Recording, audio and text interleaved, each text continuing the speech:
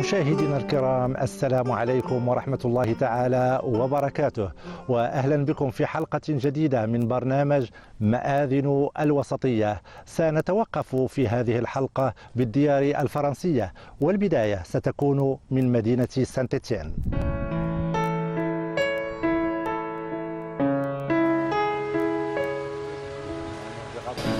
رغم صغرها تضم مدينة سانت إتيان ثروة معمارية كبيرة، وأنت تتجول بين أزقتها تصادف بنايات تنتمي لعصور مختلفة بدءا من العصور الوسطى.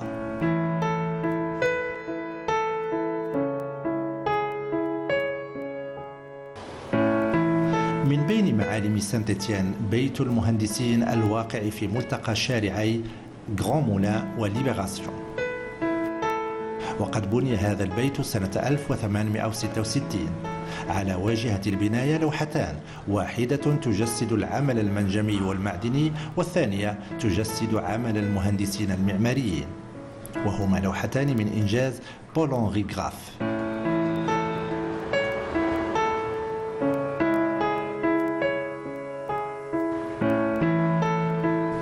وهذا المبنى الضخم هو بورصة الشغل في سانت إتيان، وقد بني سنة 1904، وهي ثالث بورصة للشغل بنيت في فرنسا. ونظرا لأهمية الصناعة المعدنية والمناجم في سانت إتيان، فقد تحول هذا المبنى سريعا إلى مقر ل10 نقابات، وبقي هذا المبنى يذكر بالحقبة الزاهرة للصناعة في هذه المدينة.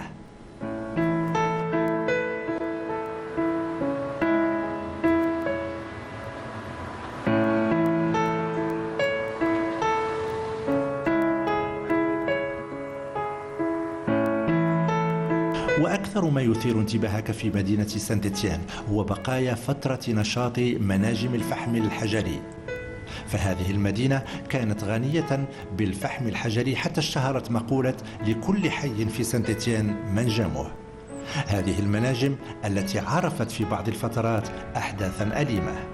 ومن ضمن الأحياء اللي اشتهرت مع الأسف هذا البئر، هذا المنجم تعرف بواحد المأساة في 1869 بالضبط، نهار 16 جوان 1869. هذه الأحداث أثرت كثيرا في الأدباء والمفكرين، وكتبوا عنها، ولعل أشهرهم الروائي إيميل زولا الذي كتب روايته الشهيرة جيرمينال التي تسرد هذه الأحداث. هذه الأحداث أثرت أيضا في ميشيل غوندي الذي قام كمنجمي للدفاع عن حقوق المنجميين، وأسس نقابات وفيدراليات عمال المناجم في فرنسا، وبقي تمثاله يخلد لميلاد هذه الحركة النقابية. وتزامنا مع أحداث حي المحروقين تم اكتشاف طبقة جديدة من الفحم في منجم كوريو.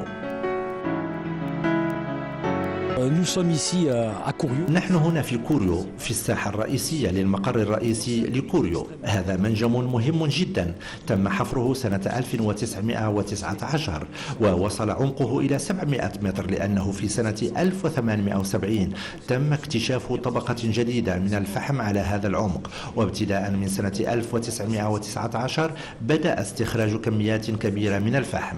ولأعطيكم مثالا على ذلك، ابتداء من سنة 1936 بدأ يستخرج حوالي 1,000,000 طن من الفحم سنويا.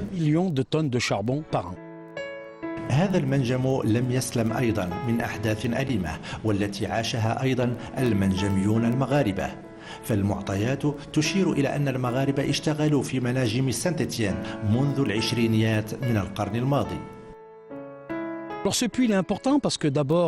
هذا المنجم مهم جدا لأنه عاش أحداثا كثيرة، مثل الإضراب الكبير لسنة 1948 الذي استمر أزيد من شهر، والذي انتهى بوفاة أحد المنجميين.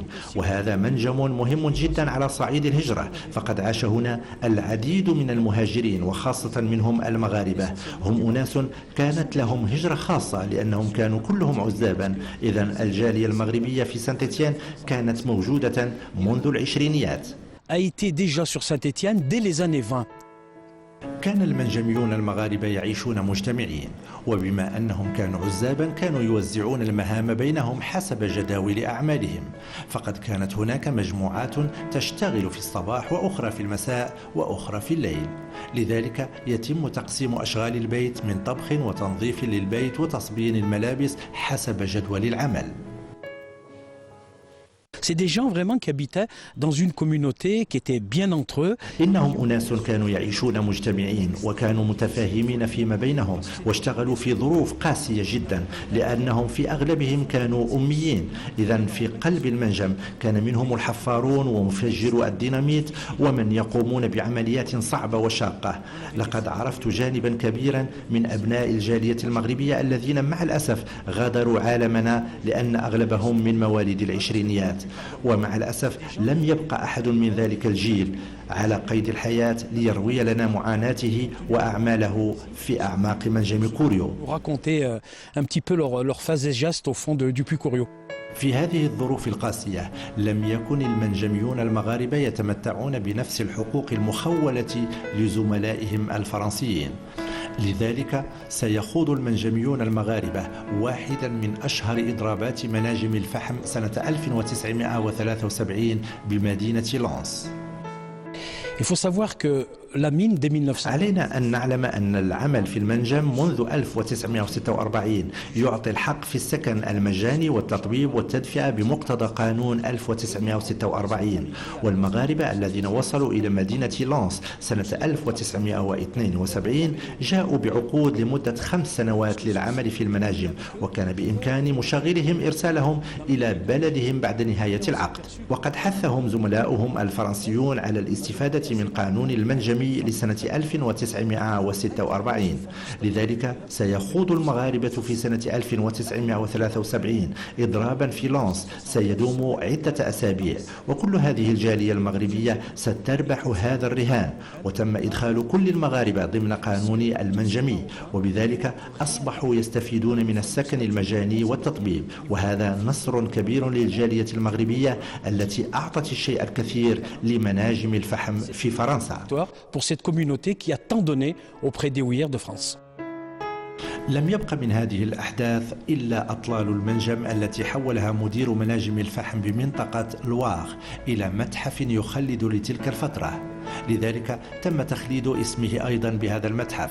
إنه أنري بوناردو، وكان رئيس ومؤسس جمعية أصدقاء المتحف. ويمكنك أن تزور قاعة المعلقات، وهي قاعة كانت تعلق فيها ملابس وأجهزة العمال بعد الانتهاء من العمل. وهناك قاعة مجاورة تضم مختلف أنواع البطاريات التي يصطحبها المنجمي لتزوده بالكهرباء على عمق يصل أحيانا إلى 700 متر تحت الأرض. وكل بطارية غير موضوعة في مكانها تعني أن صاحبها لا زال بداخل المنجم. لقد توقف الزمن بهذا المنجم منذ عقود، وبقيت هذه الآليات الضخمة شاهدة على ظروف العمل الشاقة التي عاشها المنجميون، ومن بينهم عدد كبير من المغاربة. وقد اقشعرت جلودنا في هذه القاعة عندما وجدنا أسماء العديد من المنجميين المغاربة لا زالت معلقة، وأخبرونا أن أصحابها التحقوا بالرفيق الأعلى، ولا زالت تحت أسمائهم أرقامهم التسلسلية وبيادقهم المعدنية المربعة أو المثلثة أو الدائرية حسب وقت عمل كل واحد منهم. هؤلاء هم الجيل الذي ضحى من أجل الأجيال اللاحقة، وهم من ألحوا على إنشاء المساجد المغربية في هذه البقاع.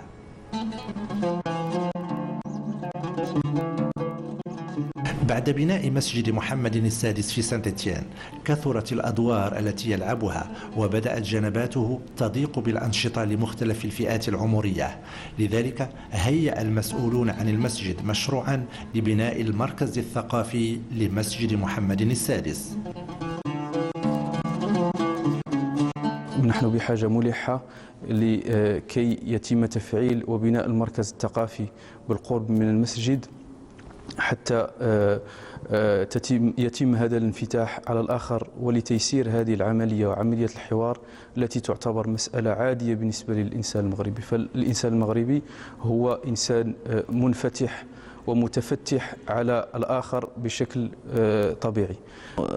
Dans le cadre de cette ouverture à la mosquée, nous avons eu un projet de centre culturel, c'est le centre culturel de la grande mosquée Mohamed VI. في إطار انفتاح المسجد لدينا مشروع لبناء المركز الثقافي بمسجد محمد السادس. لدينا قطعة أرضية مساحتها حوالي 4000 متر مربع، وسيمكننا هذا المشروع من تجميع كل الأنشطة المدرسية حول المسجد وفتح الجانب الثقافي أمام كل سكان سانت إتيان. نريد أن يكون هذا المركز الثقافي بمثابة نجمة في السماء، فهذا المسجد يمثل الفن المغربي بمختلف أشكاله. هو المغرب الرائع، يهتم الجميع بهذا المسجد ويزوره سنويا أزيد من 7000 شخص ليكتشفوا جماليته، وفضاء المركز الثقافي سيعطي قيمة مضافة لهذا الفضاء. Et l'espace du centre culturel permettrait de donner un plus. وسيضم المركز أيضا مدرسة لأبناء الجالية المغربية، فالمدرسة الحالية وفرتها بلدية سانت إتيان مؤقتا لتمكين أبناء الجالية المغربية من تعلم اللغة العربية وحفظ القرآن الكريم. فالمدرسة هي جزء لا يتجزأ من هذا المركز الثقافي، حيث ستمكننا من تقريب المسافات والتمكن من استغلال المسجد، كذلك ترسيخ التكوين الخاص بالأطفال، وبموازاته إشراك أولياء الأمور بحثهم على البقاء في المسجد وتنظيم دورات تكوينية خاصة بهم أيضا في مختلف أروقة المسجد والفضاء الذي نريد أن يتم بناؤه في أقرب الأجل. C'est un projet qui configuré en 3 parties. إنه مشروع تصورناه في 3 أجزاء. الجزء الأول مخصص للإدارة، إدارة المسجد وإدارة المركز الثقافي. الجزء الأوسط سيضم قاعة متعددة الاستعمالات لتنظيم المحاضرات والندوات والحفلات. والجزء الثالث مخصص للمدرسة. Et puis bien sûr la partie école. هذه المدرسة ستمكن من إعطاء الدروس لمختلف الفئات داخل أقسام، فالنساء مثلا يستفيدن من دروس محو الأمية وتحفيظ القرآن ودروس الوعظ والإرشاد داخل المسجد في الأوقات التي لا تعطى فيها دروس الوعظ أو أي أنشطة أخرى للرجال. لذلك فهن محتاجات لأقسام ولواعظات مكونات على مستوى عالي وباللغتين العربية والفرنسية. J'ai suivi une formation continue à l'Institut Mohamed VI qui se trouve à Rabat. تابعت دورة في التكوين المستمر في معهد محمد السادس لتكوين الأئمة والمرشدين والمرشدات في مدينة الرباط. هذه الدورة دامت 3 أشهر، والآن أنا في تدريب تطبيقي في مسجد محمد السادس في سانت إتيان لمدة 3 أشهر، وسأعود إلى معهد محمد السادس في الرباط في شهر شتنبر القادم لإتمام هذا التكوين. À l'Institut Mohamed VI à Rabat au mois de septembre. Donc pour finir la formation Inch'Allah. السيدة جميلة هي المرأة الوحيدة من فرنسا التي تخضع لهذا التكوين في معهد محمد السادس لتكوين الأئمة والمرشدات في مدينة الرباط. لذلك يتوافد على دروسها نساء كثر رغبة منهن في استفادة أكبر. Et aujourd'hui, on est là, on les écoute. اليوم نحن هنا نستمع إلى أخواتنا والدروس تكون باللغة الفرنسية، إذن لديهن إحساس بأننا نفهمهن، نجيب عن تساؤلاتهن، نبدد شكوكهن، وبالخصوص نبدد تخوفاتهن. ونحن الآن نجمع في مسجد محمد السادس في سانت إتيان جاليتنا المغربية وكل الجالية المسلمة، بل نجمع مواطني مدينة سانت إتيان. Les musulmans, qu'on rassemble la communauté, qu'on rassemble les citoyens de Saint-Étienne.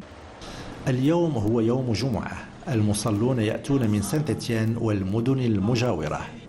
رغم شساعة المسجد فإن جوانبه تضيق بالمصلين. هناك ركن خاص في مسجد محمد السادس تقدم فيه خدمة لا تقدم في غيره من المساجد، إنها خطبة الجمعة بلغة الإشارات للصم والبكم. فهذه الفئة أصبحت تستوعب كثيرا من أمور دينها بفضل هذه الخدمة. فهدف المسؤولين على مسجد محمد السادس هو التواصل مع الجميع. نائب عمدة سانت إتيان السيد جيل أرتيغ وقف أمام هذا الحشد الكبير من المصلين ليحدثهم حول موضوع يشغل بالهم، وهو موضوع مقابر المسلمين. وكان السيد جيل أرتيغ قد ناقش هذا الموضوع في عدة مناسبات مع المسؤولين عن مسجد محمد السادس في سانت إتيان، وأبدى استعداده للتعاون معهم لحل كل القضايا المتعلقة بدفن أموات المسلمين. وقد رافقنا السيد جيل أرتيغ في زيارة لمقبرة المسلمين في سانت إتيان ليطلعنا على ما تم إنجازه، وأكد أن المقبرة هي فقط جزء من نظرة شمولية لتمكين المسلمين من ممارسة معتقداتهم بكل حرية. بلدية سانت إتيان لها نظرتها الخاصة للعلمانية. بالنسبة لنا في دولة علمانية مثل فرنسا، العلمانية ليست هي إنكار الأديان، بالعكس هي احترامها جميعا مع الحرص على الخصوص على تمكين المسلمين في هذه المدينة من ممارسة ديانتهم في ظروف جيدة. إذن نحن ننصت إلى آراء أماكن العبادة في أحيائنا، إلى الأسئلة المتعلقة بالذبيحة الشرعية، ونحن نشتغل في إطار الحوار بشأن المقابر. لقد تولدت لدى الجيلين الثالث والرابع رغبة دفن آبائهم وأجدادهم قريبا منهم حتى يتمكنوا من زيارة قبورهم والترحم على أرواحهم، وهي رغبة تحترمها بلدية سانت إتيان. Et concernant le carré musulman où nous nous trouvons, فيما يخص مقبرة المسلمين التي نوجد فيها الآن، اعتبرنا أنه مهم جدا أن يكون هناك مكان خاص لدفن المسلمين في مدينتنا. الطلبات عديدة، وهذا أمر جيد لأنه يبين أن سكان سانت إتيان يريدون أن يدفنوا في الأرض التي عاشوا عليها. نحن ندعم هذه الرغبة وننوي فتح مساحات أخرى لدفن المسلمين في مدينتنا عبر مراحل، وخصصنا لذلك السنة الماضية استثمارا بقيمة 400,000 يورو حتى تكون هذه المساحات متوفرة. L'an dernier, nous avons consenti un investissement de l'ordre de 400,000 euros pour qu'il ne manque pas de place.